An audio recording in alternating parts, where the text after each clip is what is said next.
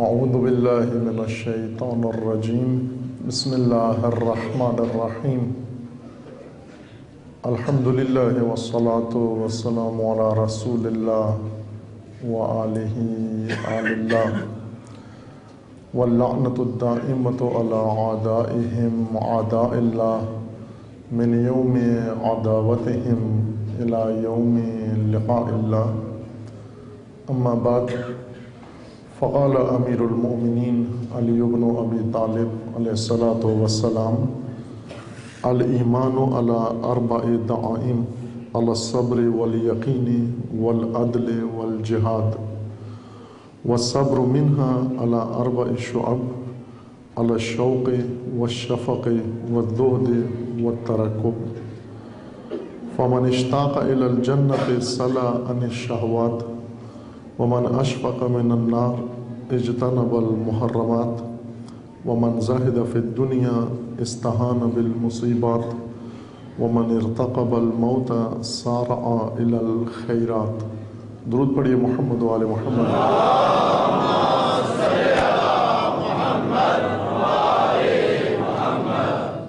خداوند تبارک و تعالیٰ تمام مومنین کو اپنے حفظ و امان میں محفوظ فرمائے۔ تمام مومنین کی حفظ و سلامتی کے لیے صلوات پڑھیے محمد و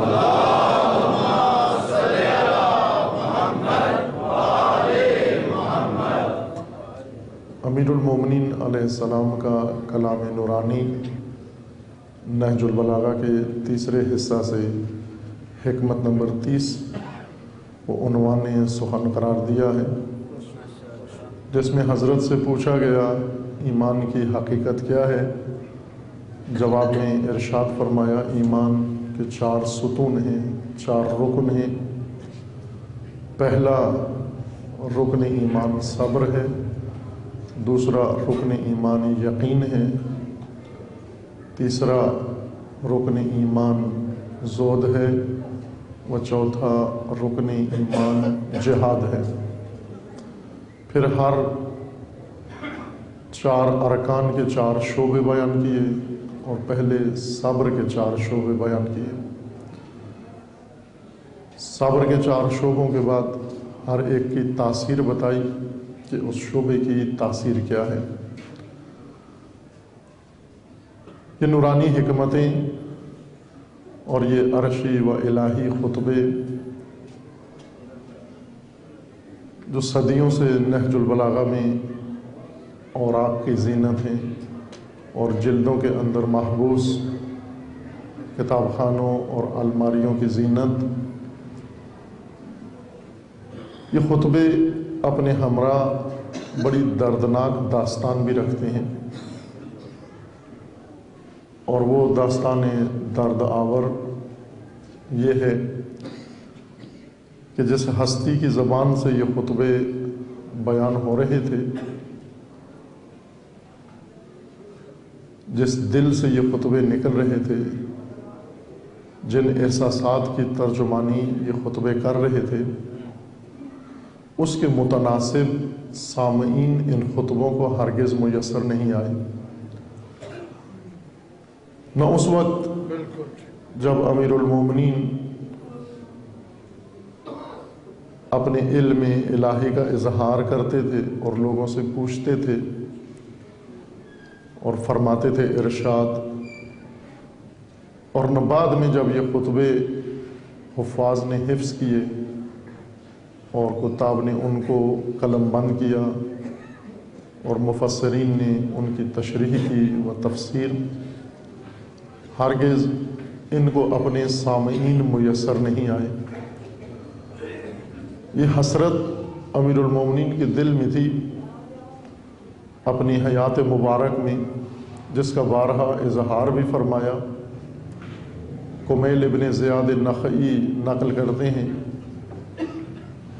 اسی نہج البلاغہ میں یہ روایت موجود ہے کمیل کے، کہ حضرت نے میرا ہاتھ تھاما، کیفیت بھی ذکر کی، میری انگلیوں میں حضرت نے اپنی انگلیاں ڈالی اور مجھے لے کر کوفہ سے باہر نخلستان میں لے گئے حضرت، اور وہاں جا کر فرمایا یا کمیل سینے پہ ہاتھ مار کے ایک آہ بھر کے حضرت نے فرمایا یا کمیل انا ہا ہونا لعلما جما، اے کمیل اس سینے کے اندر معرفت و علم کا،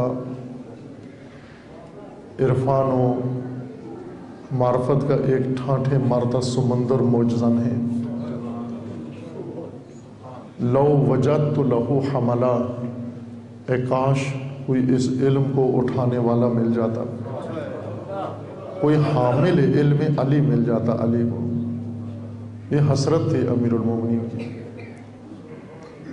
اور ہرگز علی کو میسر نہیں آئے حاملین علم علی و حاملین امامت علی و حاملین نظام علی۔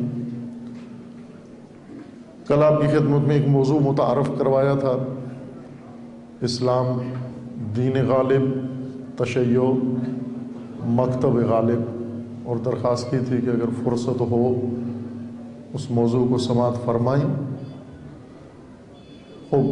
اب یہی مناسبت بنی قول امیر المومنین لو وجدت لہو حملا، ایک اور موضوع بھی ذہن میں آ گیا، وہ بھی آپ کی خدمت میں متعارف کرا دیں کہ اگر فرصت ہو اسے بھی سنیں، جو اسی سال کے عشرہ اول میں توفیق نصیب ہوئی، حاملان دین و حامیان دین، کہ دین کو کیا چاہیے، حامی چاہیے یا حامل چاہیے؟ ائمہ کو کیا چاہیے، حامی چاہیے یا حامل چاہیے؟ ابھی تک جو علی کو نصیب ہوئے ہیں حامی نصیب ہوئے ہیں، اور علی جس کو ڈھونڈ رہے ہیں وہ حامل ڈھونڈ رہے ہیں۔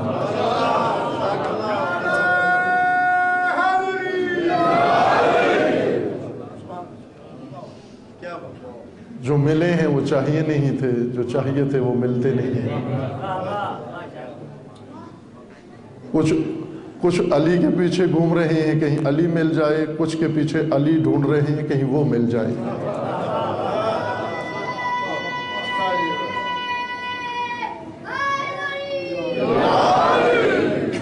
لو وجدت لہو حملا، اے کاش اس علم کو اٹھانے والے، اس معرفت کو اٹھانے والے، اس امانت کو اٹھانے والے کوئی مل جاتے، کوئی حامل مل جاتے۔ حامل کے لیے اس بوجھ کو اپنے دوش پہ اٹھانے کے لیے میدان میں حاضر ہونا ضروری ہے۔ حمایت کے لیے حضور شرط نہیں ہے، لیکن حمل کے لیے حمایت شرط ہے، حضور شرط ہے۔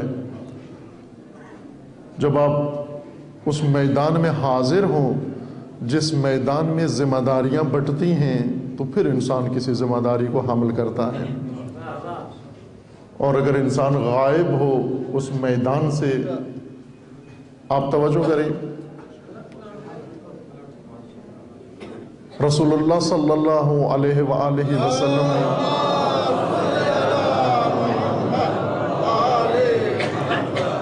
جب نظام ولایت کا، بلند آواز سے درود پڑھیے محمد والے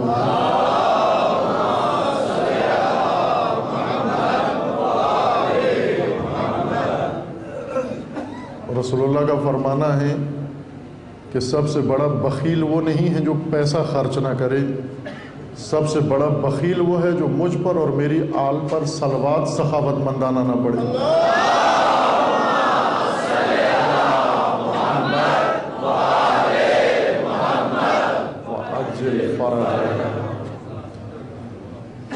جب میدان غدیر میں نظام ولایت کا اعلان فرما رہے تھے،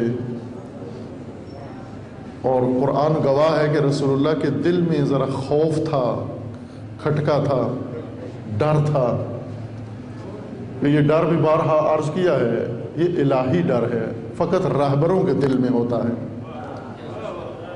ہمارے دلوں میں اور ڈر ہوتا ہے، اور الہی رہبروں کے دل میں اور ڈر ہوتا ہے۔ وہی ڈر جو موسیٰ کے دل میں تھا، وہی ڈر جو رسول اللہ کے دل میں تھا، اور وہی ڈر جو ہر الہی رہبر کے دل میں ہوتا ہے، وہ کیا ڈر تھا؟ وہ ڈر یہی تھا کہ نظام ولایت کو حاملوں کی ضرورت ہے جو حمل کرے اس نظام کو اپنے دوش پر، اور جن کے سامنے میں بیان کر رہا ہوں یہ فقط حامی ولایت ہیں، حامل ولایت نہیں ہیں۔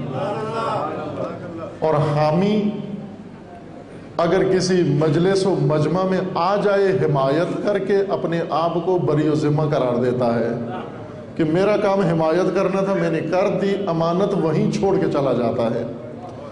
لیکن حامل جب اس میدان میں آتا ہے اور امانت اس کے سامنے پیش کی جاتی ہے، وہ اپنے دوش پہ امانت کو ساتھ لے کے جاتا ہے، وہ اسے وہیں پہ چھوڑ کے نہیں چلا جاتا، وہ امانت اپنے دوش پہ لے کے جاتا ہے۔ غدیر میں ولایت کو حامی نصیب ہوئے، اور ولایت کی قسمت دیکھیں کہ 1400 سال سے فقط حامی ہی نصیب ہوئے، حامل نہیں ملے۔ ولایت بھی حامل ڈھونڈ رہی ہے، ولی بھی حامل ڈھونڈ رہا ہے، علی بھی حامل کی تلاش میں ہے۔ لو وجدت لہو حملا، اے کاش کوئی حامل مل جائے، اس کو اٹھانے والا مل جائے، یہ اپنے دوش میں لینے والا مل جائے۔ حمل دین کے لیے، حمل امانت کے لیے، اور اس ذمہ داری کو اپنے دوش میں لینے کے لیے حضور شرط ہے۔ جب انسان حاضر ہو کسی معرکہ کے اندر، اس وقت اس امانت کو اپنے دوش پہ حمل کرتا ہے۔ یہ حضرت امیر المومنین نے بہت ساری جگہ پر ظاہر کی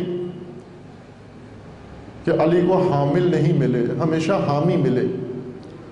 آج بھی آپ دیکھیں دنیا بھری ہوئی ہے علی کے حامیوں سے، لیکن جو امانت ولایت تھی وہ آج بھی نظر نہیں آتی، وہ نظام آج بھی نظر نہیں آتا۔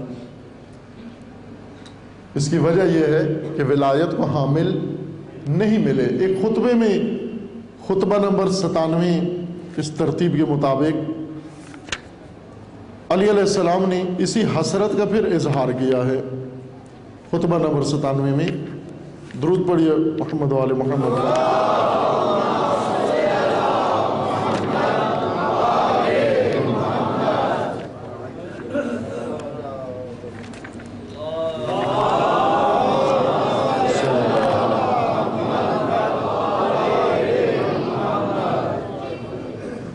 ایک موازنہ کیا حضرت نے اپنے ساتھیوں کا اور رسول اللہ کے ساتھیوں کا۔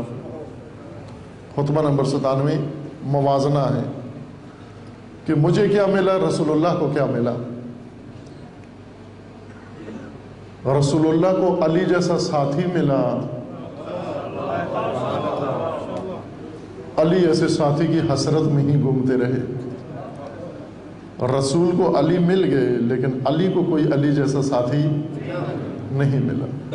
اس لیے ایک حسرت بھرا موازنہ کیا کہ رسول اللہ کے ساتھی کیسے تھے اور میرے ساتھی کیسے ہیں۔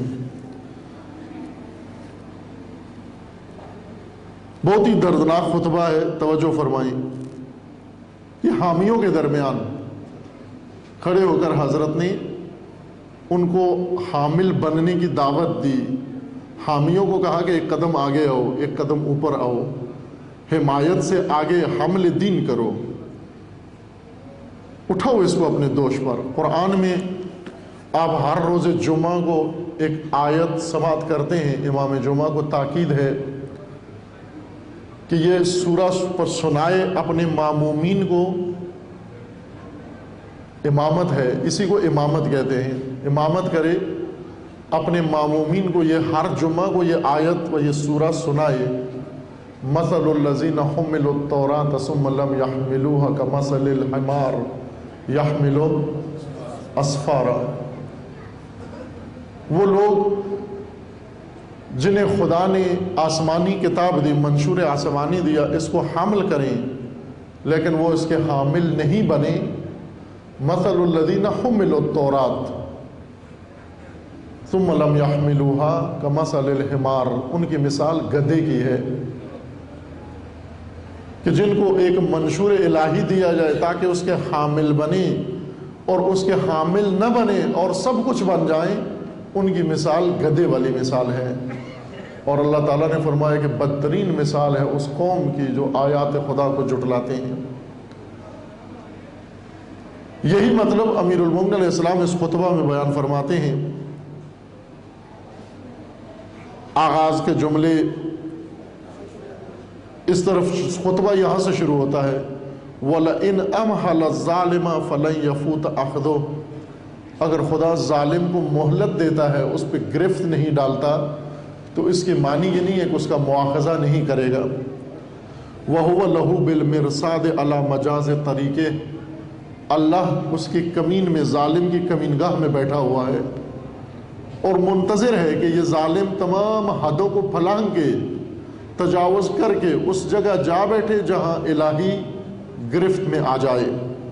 وَبِمَوْضِعِ الشَّجَعِ مِنْ مَسَاغِرِقِهِ أَمَّا وَالَّذِي نَفْسِ بِيَدِهِ لَيَظْهَرَنَّ هَؤُلَاءِ الْقَوْمُ عَلَيْكُمْ، حضرت فرماتے ہیں کہ جس کے قبضہ قدرت میں میری جان ہے اس کی قسم، اما والذی نفسی بیدے، اس خدا کی قسم جس کے قبضہ قدرت میں میری جان ہے، لَيَظْهَرَنَّ هَؤُلَاءِ الْقَوْمُ عَلَيْكُمْ، یہ قوم، یہ شامی، یہ تم پہ غلبہ پالیں گے، یہ تم پہ چھا جائیں گے، تمہیں شکست دے دیں گے۔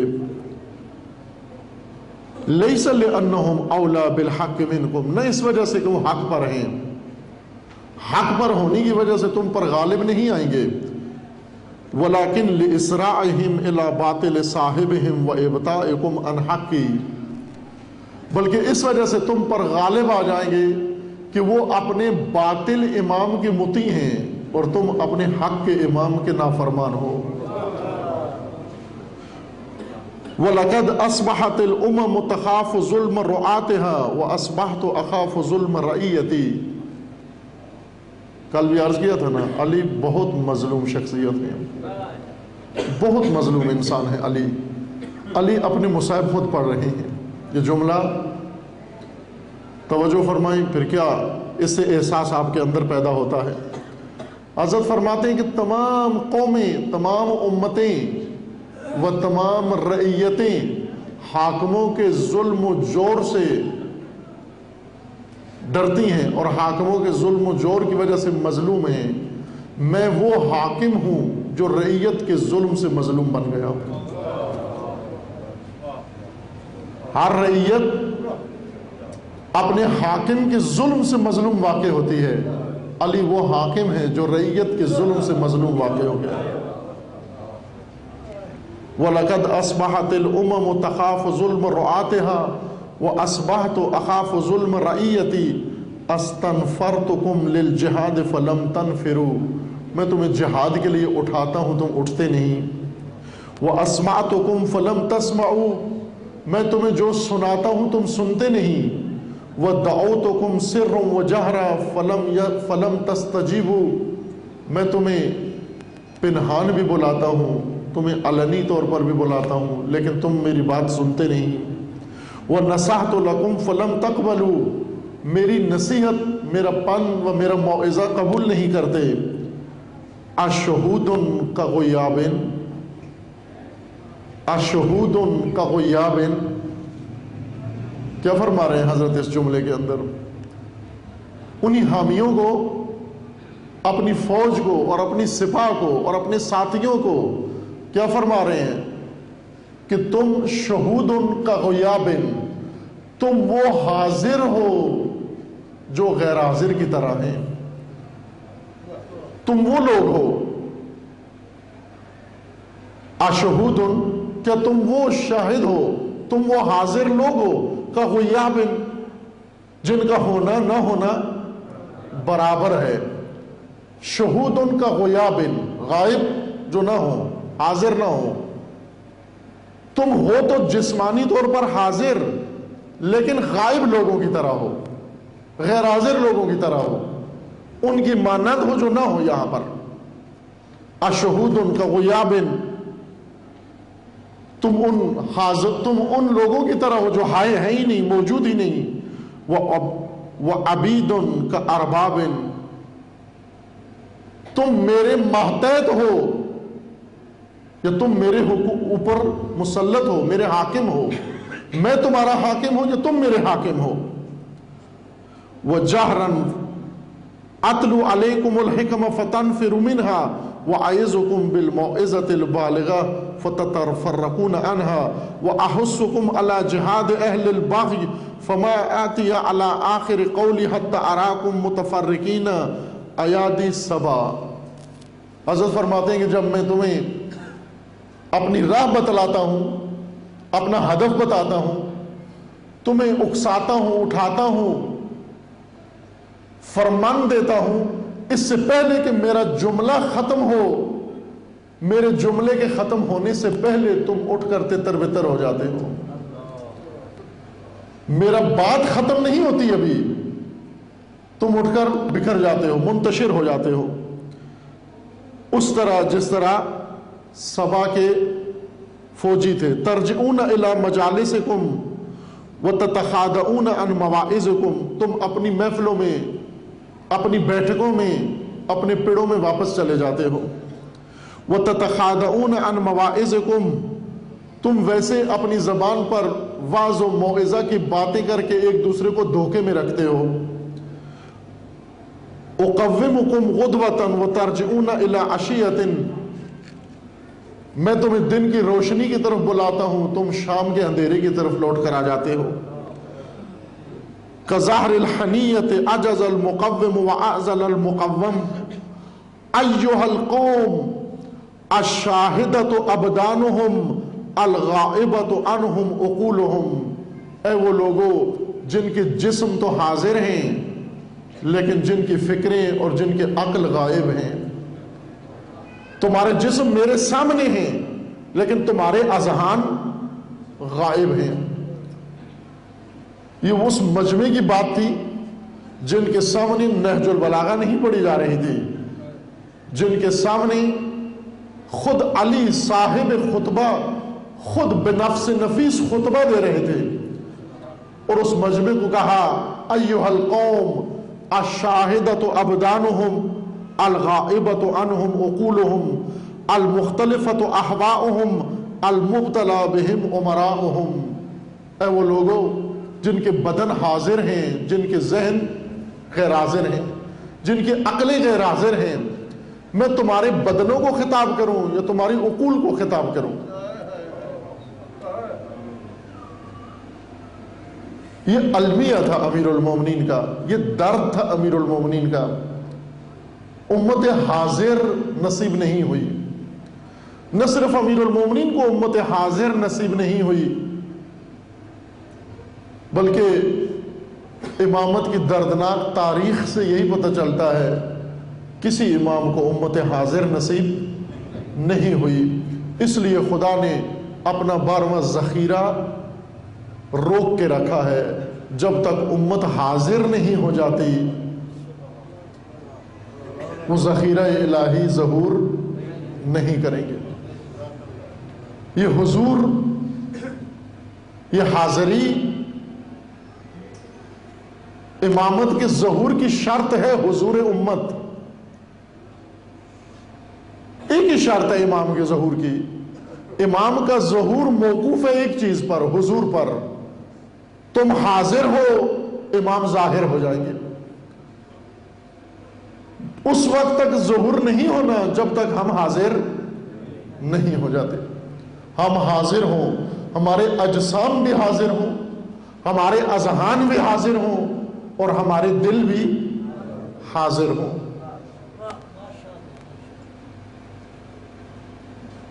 اور انسان حاضر شہود و شہادت حضور کو کہتے ہیں۔ قتیل در راہ خدا کو شہید اسی وجہ سے کہتے ہیں کیونکہ وہ حاضر ہے راہ خدا میں، حاضر ہوتا ہے اس راہ کے اندر۔ اتفاقی شہداء و اعزازی شہداء ان کا بھی مقام ہے، دین نے ان کا مقام ذکر کیا ہے، عالی مقام ہے۔ جو بے گناہ مارا جائے، بے جرم و قصور مارا جائے، اور خصوصاً جس کو بے جرم و قصور اس وجہ سے مارا جائے کہ یہ حق پر ہے، یہ اسلام کی راہ پر ہے، یہ امامت کی راہ پر ہے، یہ ولایت کی راہ پر ہے، جسے اہل بیت کے محبت کے جرم میں مارا جائے، بے گناہ و بے قصور مارا جائے، وہ شہید ہے۔ لیکن بہت سارے ایسے شہید جن کو حب اہل بیت کے جرم میں مارا جاتا ہے، اس کو جرم سمجھا جاتا ہے اور اس جرم کی سزا دی جاتی ہے، وہ خود مرنا نہیں چاہتے۔ ہم سب محبت اہل بیت رکھتے ہیں، لیکن زندہ رہ کر محبت اہل بیت رکھنا چاہتے ہیں، اس راہ میں مرنے کی آرزو نہیں کرتے، مرنا نہیں چاہتے، لیکن پھر بھی ہمیں مار دیا جاتا ہے۔ ہم جب آرزو مرگ نہیں کرتے اور ہمیں مار دیا جائے، اس وقت بھی دین ہمیں عزت دیتا ہے، اعزاز دیتا ہے، دین ہمیں مقام دیتا ہے اور شہید قرار دیتا ہے کہ تم بھی شہید ہو، چونکہ تمہیں بے جرم و قصور مارا گیا اور تمہیں اس بات کی وجہ سے مارا گیا کہ تم حق سے محبت کرتے ہو، حق کے رہبروں سے محبت کرتے ہو۔ لیکن عزیزان، وہ مقام جو قرآن میں شہید کا ذکر کیا گیا، جو قتیل در راہ خدا ہے، وہ خود جو موت کی طرف چل کر جاتا ہے، جو اپنے مقتل میں اپنے قدموں سے چل کے جاتا ہے، جو سبیل خدا کو زندہ کرتا ہے، جو سبیل اللہ کو احیا کرتا ہے، اس کا مقام الگ ہے۔ بے جرم و قصور شہید کو اگر مارا جائے، اس کو کفن دینا ضروری ہے، اس کو غسل دینا ضروری ہے، اس کے تمام آداب جو معمولی میت کے ہیں وہ اس کے لیے بجا لانا ضروری ہے۔ لیکن جو مارکہ دین میں مارا جائے، جو سبیل اللہ میں مارا جائے، جو اپنے مقتل میں چل کے جائے اور دشمن خدا سے نبرد میں مارا جائے، اللہ کا حکم یہ ہے اس کو انہی خون آلود کپڑوں میں دفن کر دو۔ اس کا لہو بہت عزیز ہے، اس کا خون بہت عزیز ہے۔ وہ شہید کیوں اتنا ارجمند، وہ کیوں اتنا عزیز ہے؟ اس حضور کی وجہ سے۔ شہادت اسی حضور کا نام ہے۔ اشہود ان کا غیاب ایو القوم، اے وہ لوگوں جن کے بدن شاہد ہیں، جن کے عقول غائب۔ شہادت اسی حضور کو کہتے ہیں کہ ایک انسان جب بارگاہ خدا میں آ کے حاضر ہو جائے،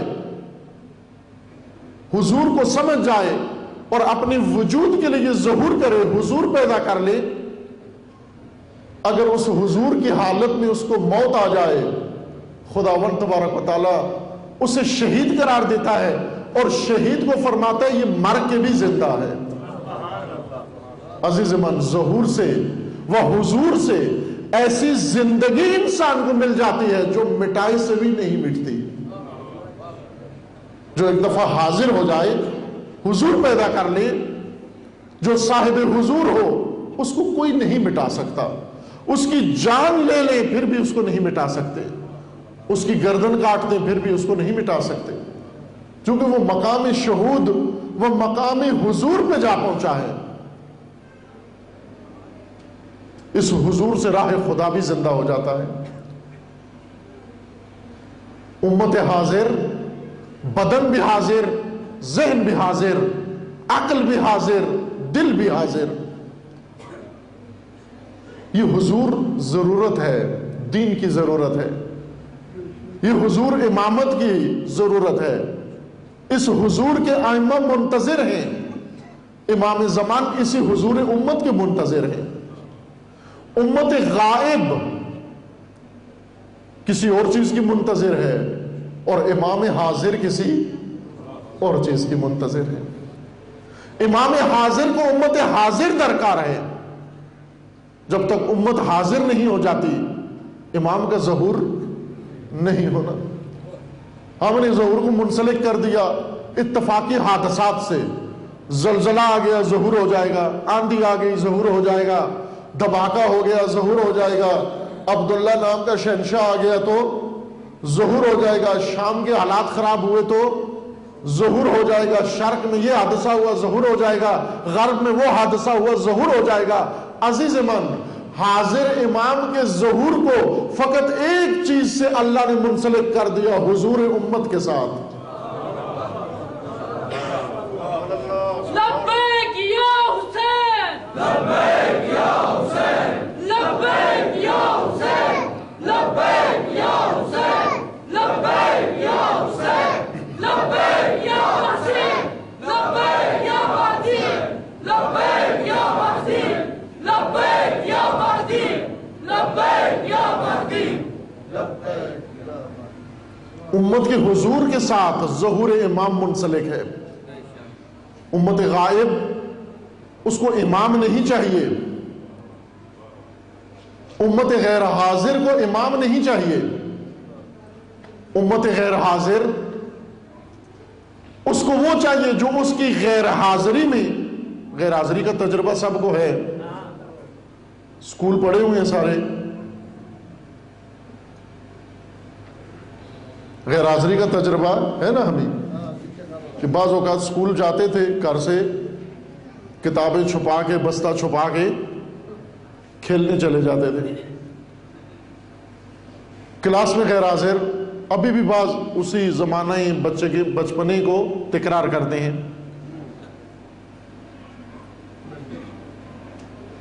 جب کسی جگہ فیکٹری میں، مل میں، کسی ادارے میں، کسی محکمے میں جہاں حاضری ہے، دوسرے ساتھی کو فون کر کے کہہ دیتے ہیں آج میں نہیں ہوں گا، میری حاضری لگا دینا، میں آج حاضر نہیں ہوں نا، میری وہاں پر اٹینڈنس لگا دینا۔ تو وہ بھی اس کی آ کر حاضری لگا دیتا ہے۔ یہ غیر حاضر ہے۔ غیر حاضر اس دفتر میں، حاضری کے دفتر میں اپنی حاضری لگوا دیتا ہے، کسی سے کہتا ہے کہ وہاں لکھ دینا کہ میں حاضر ہوں۔ یہ کام غیر حاضر رہتے ہوئے کسی دوسرے کے ذریعے سے اپنی حاضری لکھوا دے، اس کو حضور نہیں کہتے، اس کو حاضری نہیں کہتے، اس کو فریب کہتے ہیں، اس کو دھوکہ کہتے ہیں۔ اور اگر پوچھا جائے کہ تم حاضر تھے اور غیر حاضر اپنے آپ کو کہہ دے میں حاضر تھا، اس کو جھوٹ کہتے ہیں، اس کو کذب کہتے ہیں، اس کو افتراء کہتے ہیں۔ غیر حاضر جو حاضر نہ ہو، کسی کے ذریعے اپنا نام حاضروں میں لکھوا دے، یہ دھوکہ ہے۔ اور جب وہ لکھ کے اس کو بتا دے میں نے تیرا نام درج کر دیا ہے، یہ خود کو بھی اپنے آپ کو حاضروں میں سمجھنا شروع کر دیتا ہے۔ غیر حاضر دھوکے سے حاضروں میں اپنا نام لکھوا کر پھر خود بھی اس توہم میں مبتلا ہو جائے کہ میں بھی حاضروں میں سے ہوں، یہ اپنے آپ کو بھی دھوکہ دے رہا ہے، یہ توہم میں مبتلا ہے۔ اور غیر حاضر اگر اپنے آپ کو حاضر کہنا شروع کر دے، یہ جھوٹ ہے، یہ کذب ہے۔ غلط بیانی سے کوئی حاضروں میں شمار نہیں ہوتا۔ غیر حاضری کا تجربہ ہمیں ہے۔ عزیزان، حاضر ملت، حاضر امت، حاضر انسان، اس کے آداب ہوتے ہیں، اس کے تقاضے ہوتے ہیں، اس کے لوازمات ہیں، اس کی نشانیاں ہیں، اس کی علامتیں ہیں۔ حاضر انسان کی علامتیں ہیں۔ اگر وہ علامتیں نمایاں نہ ہو اور میں اپنے آپ کو حاضروں میں سمجھوں، میں خود فریبی میں مبتلا ہوں، میں دھوکے میں مبتلا ہوں، میں خدعہ دینے والوں میں ہو گیا ہوں، جو اللہ کو دھوکہ دیتے ہیں اور جو مومنین کو دھوکہ دیتے ہیں۔ الذین یخادعون اللہ والذین آمنوا، کچھ ایسے لوگ ہیں جو اللہ کو دھوکہ دیتے ہیں اور اہل ایمان کو دھوکہ دیتے ہیں۔ ممکن ہے اہل ایمان دھوکے میں آ جائیں، لیکن اللہ کو کبھی دھوکہ نہیں دیا جا سکتا۔ امام گواہ ہے، رسول گواہ ہیں۔ گواہ ہیں کس چیز کے؟ حاضر ہیں۔ رسول حاضر ہیں، گواہی دیں گے، حاضر لوگوں کی گواہی دیں گے۔ کون حاضر ہے، کون غیر حاضر ہے؟ قتیل در راہ خدا کو اس لیے شاہد و گواہ کہا گیا ہے کہ وہ حاضر ہے۔ اس نے حاضری کے دفتر میں اپنی حاضری لکھوا دی ہے۔ کس طرح سے حاضری لکھوائی؟ یہ کسی روشنائی سے نہیں بلکہ لہو کی سرخی سے لکھوا دے۔ اے پروردگار میں حاضر تھا، اے میرے رب میں حاضر تھا، اور اب خدا نے اس کو کیا کہا کہ تو قتل ہو کر راہ خدا میں اپنی حاضری کے دفتر کو دستخط کر گیا، امضا کر گیا، سائن کر گیا، اب میں تجھے حاضروں کا گواہ بنا دیتا ہوں، تو آ کر میری بارگاہ میں گواہی دینا کہ تیری راہ میں کون حاضر تھا کون غیر حاضر تھا، کون حاضر تھا کون غیر حاضر تھا۔ غیر حاضر عموماً ان کے پاس عذر موجود ہوتا ہے۔ غیر حاضر کو اگر پوچھو، اسکول کی غیر حاضری تو تجربہ ہے نا سب کو، جب دوسرے دن آتا ہے انسان، اسکول آتا ہے، ماسٹر جی پوچھتے ہیں جی کیوں، کہاں تھے، غیر حاضر کیوں تھے، کہتے ہیں کام تھا، کام تھا میرا، یعنی میری غیر حاضری کا جواز موجود تھا، کام تھا میرا۔ کیا ہو گیا تھا؟ کام یہ تھا، کوئی فوت ہو گیا، کسی کی شادی تھی، کہیں جانا پڑ گیا، کوئی ہمارے ہاں آ گیا، یہ کام تھا میرا۔ جن لوگوں کو کام پیش آ جائیں اور وہ کام اتنے پیش آئیں کہ جس میدان میں جس کلاس میں ان کو حاضر ہونا ہے وہاں سے وہ کام ان کو اٹھا کے باہر لے جائیں اور ان کی حاضری کو غیر حاضری میں بدل دیں، ان کاموں کو دین معصیت کہتا ہے۔ وہ کام ہوتے ہیں نا، غیر حاضری کے کام ہوتے ہیں، وہ جرم ہوتا ہے۔ وہ کام کہ جو میرے حضور میں رکاوٹ بن جائے، میرے حضور میں مانع بن جائے، جس میدان میں مجھے حاضر ہونا ہے اس میدان سے وہ کام اٹھا کے مجھے باہر لے جائے، اس کام کو قرآن لہو کہتا ہے۔ اس کام کو قرآن لہو کہتا ہے۔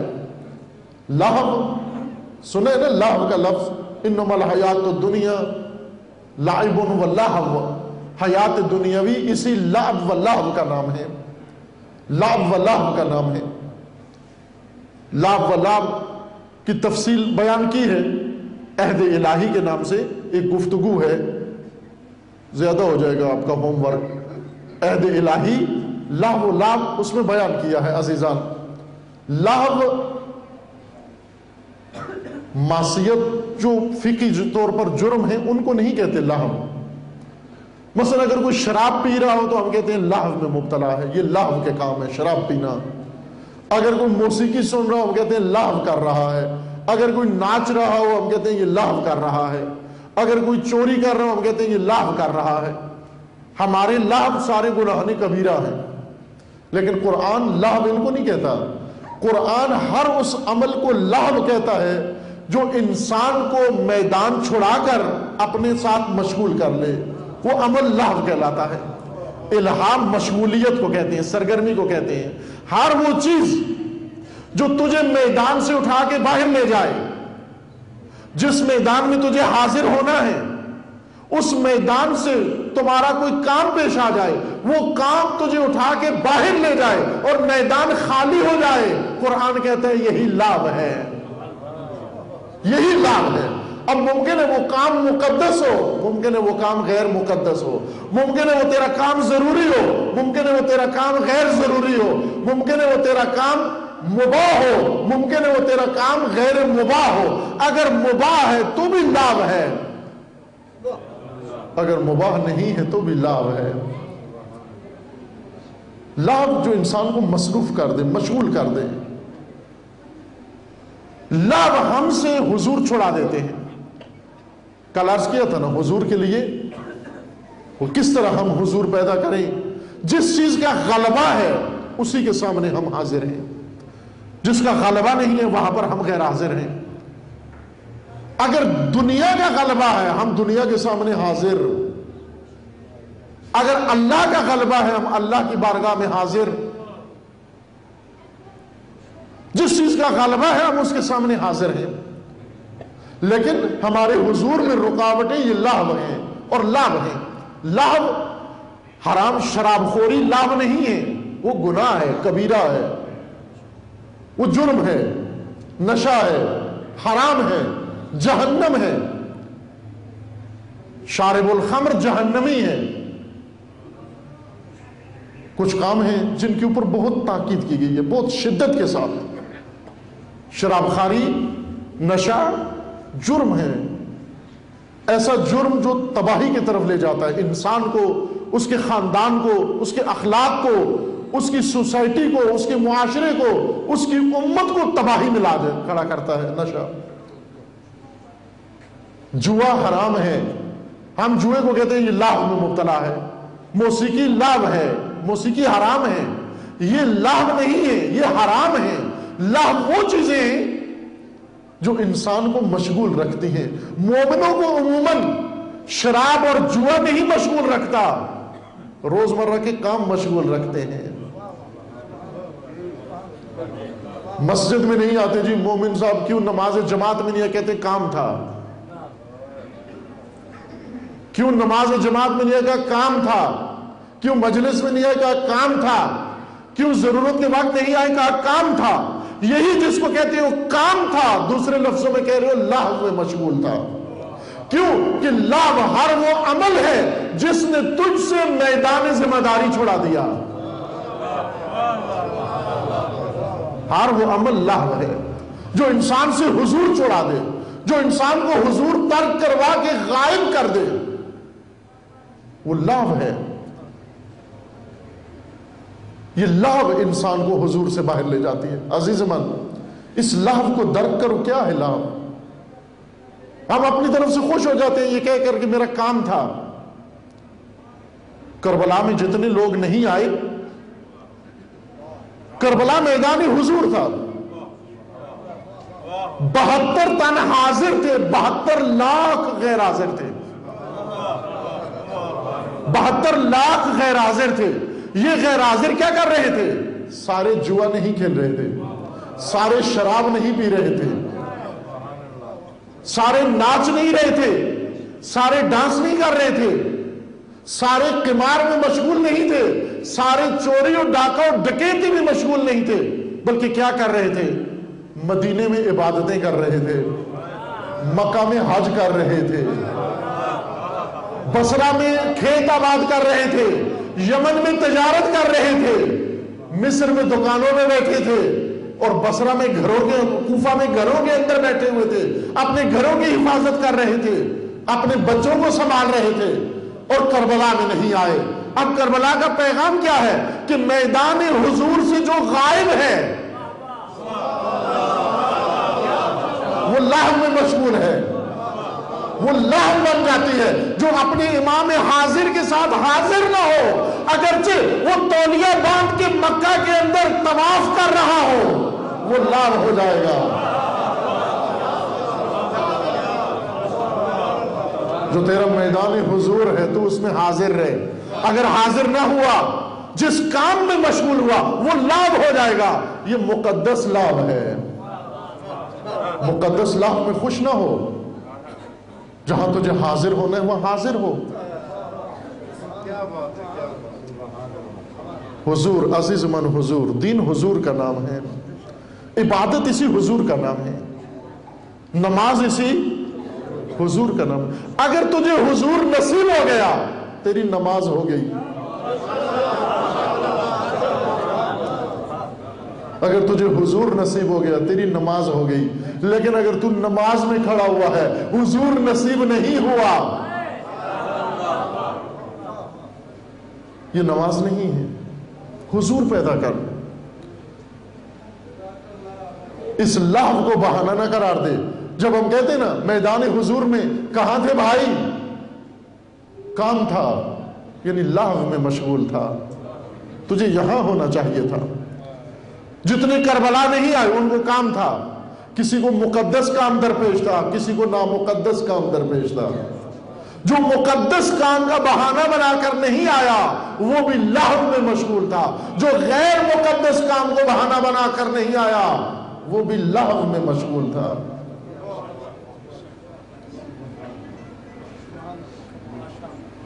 اگر کربلا نہ ہوتی، حسین نہ ہوتے، بنت علی نہ ہوتی، خدا شاہد ہے یہی لہو دین بن گیا ہوتا، یہ لہو دین بن گیا ہوتا۔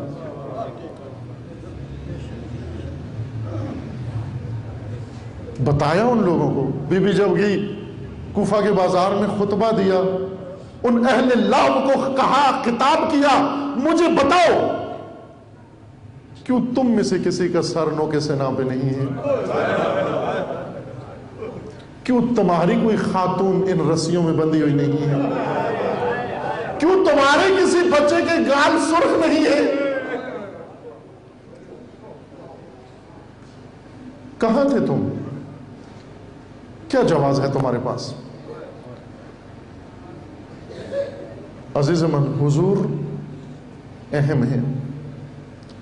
علی حضور مانگ رہے ہیں امت سے, حسین حضور مانگ رہے ہیں امت سے, امام زمان حضور امت کے منتظر ہیں.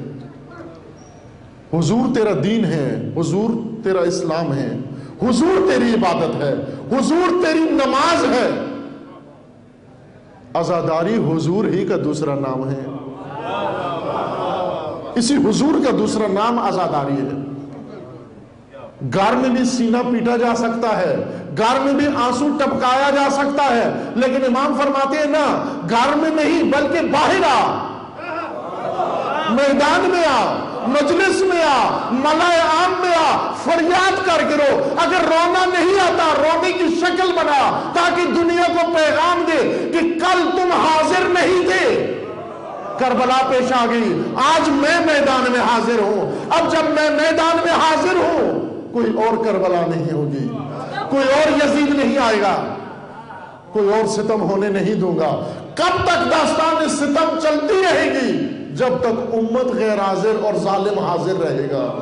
عمر سعد کا لشکر حاضر تھا, کوفہ کا شیعہ غیر حاضر تھا, مکہ کا حاجی غیر حاضر تھا, مدینے کا زیارت کرنے والا غیر حاضر تھا, یمن کا تاجر غیر حاضر تھا, مصر کا قاری غیر حاضر تھا,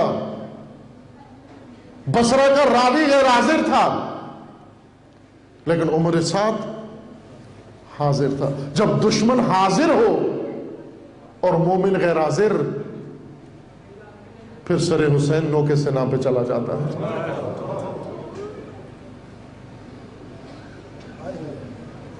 پھر سر حسین کٹ جاتا ہے, پھر ردائے زہرا لٹ جاتی ہے, پھر بنت علی کا سر عریان ہو جاتا ہے, پھر اولاد علی اسیر ہو جاتی ہے.